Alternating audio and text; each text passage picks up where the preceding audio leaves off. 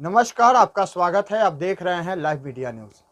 दोस्तों, मैं बता दूं आपको कि अभी मनीष कश्यप का जो है खाते को फ्रीज कर दिया गया है और जो कोर्ट से पुलिस ने आवेदन किया था वारंट के लिए, वो भी उन्हें इजाज़त मिल गई है। हमारे साथ है वकील साहब, आइए इनसे जानते हैं आगे का प्रक्रिया क्या होगा। सर, आपका स्वागत है। जी बहुत बहुत शुक्रिया आपका भी। सर, मनीष कश्यप के ऊपर जो लगा था इल्जाम, उस पर कहाँ तक कार्रवाई पहुंची है? आप तो वकील हैं, देखे देखिए भी ये हैं तो और अनुसंधान करता है। अनुसंधान भी हुआ है, फ्रीज भी हो गया है अकाउंट। क्या कहना चाहते हैं इस पे? देखिए कानूनी दृष्टिकोण से मैं बता रहा जी हूँ। जी। ये एक चीज़ तो दिख रहा है कि इस मामले को लेकर पुलिस काफ़ी संवेदनशील हो गई है जी और जितनी त्वरित कार्रवाई करते हुए अभी वारंट, वो प्रेस विज्ञप्ति के मुताबिक कि वारंट निर्गत कराया गया। ये जो प्रेस विज्ञप्ति का आपने जिक्र किया, जी जी।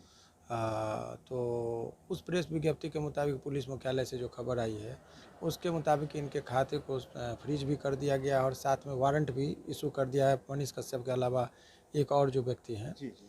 तो ये पुलिस के तरफ से अपनी तत्परता दिखाई जाती है कि वो, लेकिन एक टेक्निकल चीज़ इसमें ये समझने की बात है, जब किसी व्यक्ति के विरुद्ध वारंट निकलता है तो वारंट का, देखिए कि ये सामान्य प्रक्रियाएं होती है। केस जब केस होता है तो केस में एफआईआर, अनुसंधान के दौरान गिरफ्तारी की जो कोशिश की जाती है, गिरफ्तार यदि व्यक्ति बचता है तो वारंट ली जाती है और वारंट को यदि तामील नहीं कर पाता है, एग्जीक्यूट नहीं कर पाती है पुलिस, तो ऐसे परिस्थिति में 82 के लिए प्रेयर करता है, जिसको अब्सकॉन्डर, जिसको फरार कहते, घोषित करने की प्रक्रिया, फिर कुर्की जब्ती इत्यादि ये प्रक्रियाएं चलती है। जी इस केस में वारंट आया और साथ साथ उसके अकाउंट को फ्रीज कर दिया गया। जी। तो ये प्रशासनिक तौर पर तो अकाउंट वगैरह का जो फ्रीजिंग है वो कोर्सिव चीज़ होता है, जो 82 के बाद होता है तो ज़्यादा अप्रोप्रिएट माना जाता है। लेकिन पुलिस अपनी स्वतंत्रता है उनको, जो चूँकि वो दबाव बनाने के लिए कि वो व्यक्ति कहीं भी हो तो गिरफ्तार हो जाए, सरेंडर कर जाए, तो ये पुलिस सब ने पहले भी उनके घर पर नोटिस भी दिया था सर।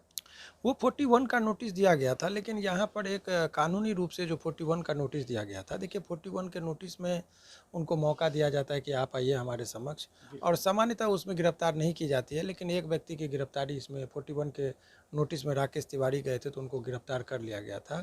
तो इस थाना कांड संख्या के अन्य अभियुक्तों के ऊपर अब उसके लिए मजबूरी हो गया है कि उसको तामील करने के जाएंगे तो वो गिरफ्तार हो जाएंगे, खतरा है, तो वो इन्फ्रैक्चुअस कर जाता है ऐसे परिस्थिति में। तो ये सब एक टेक्निकल चीज़ है, हो रहा है इसमें।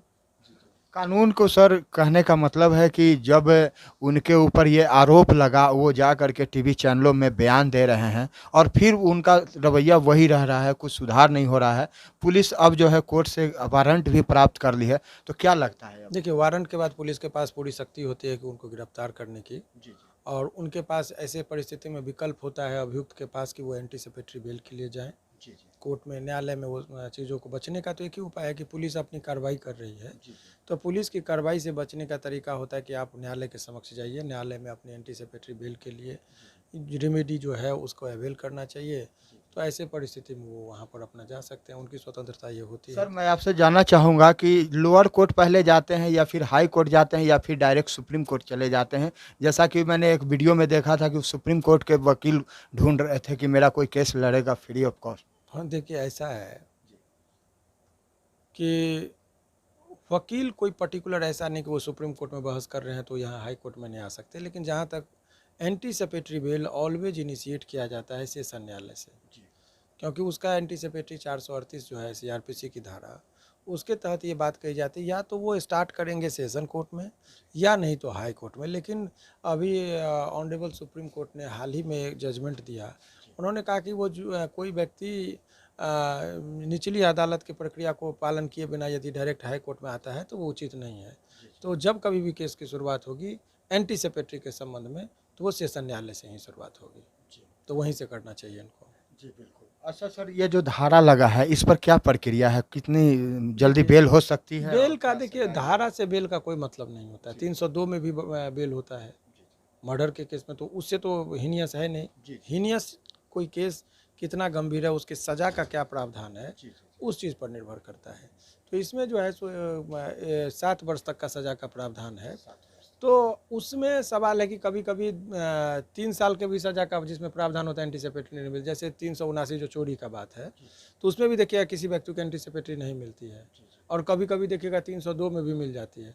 तो निर्भर करता है कि उसके खिलाफ क्या मटेरियल रिकॉर्ड पे लाया गया, उस रिकॉर्ड के आधार पर वो देखा जाता है कि डायरी में क्या बातें आई, पुलिस ने अनुसंधान के दौरान क्या लाया, कितने साक्ष्य उनके विरुद्ध हैं, स्पेसिफिक एलिगेशन है कि नहीं, कोई चीज़ रिकवरी है कि नहीं, वो तमाम चीज़ों पर स्थिति पर निर्भर करता है कि एंटीसिपेटरी उनको मिलेगा कि नहीं, तो वो चीज़ है। सर ये मामला जो है देश लेवल पर है, बड़े हाईलाइटेड है, कई मीडिया जगत में है कि पुलिस अभी तक उनको गिरफ्तार क्यों नहीं कर रही है, आखिर क्या वजह है, कहाँ पर कमी हो रहा है। लेकिन पुलिस को भी अपना एक प्रक्रिया होता है जो वो लगे हुए थे, और आज उन्होंने प्रेस रिलीज जारी करके वो बता दिए कि ये नया अपडेट आया है। सर कितना उसका खाते में फीच किया गया था अकाउंट?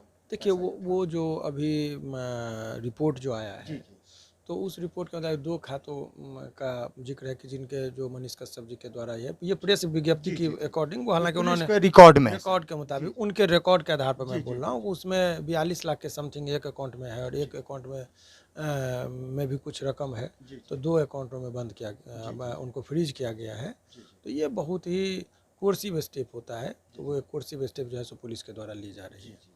यानी कि पुलिस सर एक्टिव है और इसको परिस्थिति में आप कह सकते हैं कि अभी फिलहाल मनीष कश्यप जी मुसीबतों में घिरते हुए काफ़ी नजर आ रहे हैं। इसके साथ साथ ये एक संकेत ये भी दे रहे हैं कि इनके द्वारा आर्थिक मामलों का भी केस बनेगा, क्योंकि जो संकेत उन्होंने दिया है इसके मुताबिक वो एक संकेत है कि हो सकता है कि इनको अब आर्थिक अपराध का जो सेल है, जो एग्जैक्ट किया आपने कहीं टैक्स वगैरह का या एक्सप्लेनेशन, उस दिशा में भी संकेत इसके हैं। तो फिलहाल थोड़ा सा मुसीबत जो है इनके विरुद्ध। साथियों मैं बता दूं आपको कि ये जो है बिहार पुलिस इस केस को नहीं देख रही है, इस केस को आर्थिक अपराध ही देख रहे हैं, और वही है जो आईटी सेल और आर्थिक अपराध यानी कि टैक्स कर चोरी या तरह तरह के जो मामले होते हैं, तो ये मामला बड़ा था। और तमिलनाडु पुलिस भी आर्थिक अपराध ऑफिस आई थी, और आ करके उन लोग भी अपना फॉर्मेलिटी निभा रहे हैं। मामला गंभीर था, कागजी प्रक्रिया था, टेक्निकल था, क्योंकि जब विदेश में यूट्यूब और फेसबुक और ट्विटर है तो कोई डायरेक्ट बात नहीं कर सकता है, मेल के द्वारा बात होता है, और मेल के द्वारा जो अपडेट होता है पुलिस मुख्यालय से निकल करके सामने आता है, उसी बात को हम लोग आप लोग के सामने रखते हैं। अब देखते हैं कि इसमें आगे का क्या प्रक्रिया होता है, कब पुलिस अपनी कार्रवाई करती है, और फिर लोगों के प्रति कब वो अपना अगला प्रेस रिलीज जारी करते हैं। ऐसे ही वीडियो देखने के लिए आप हमारे साथ बने रहें। आपका बहुत बहुत धन्यवाद।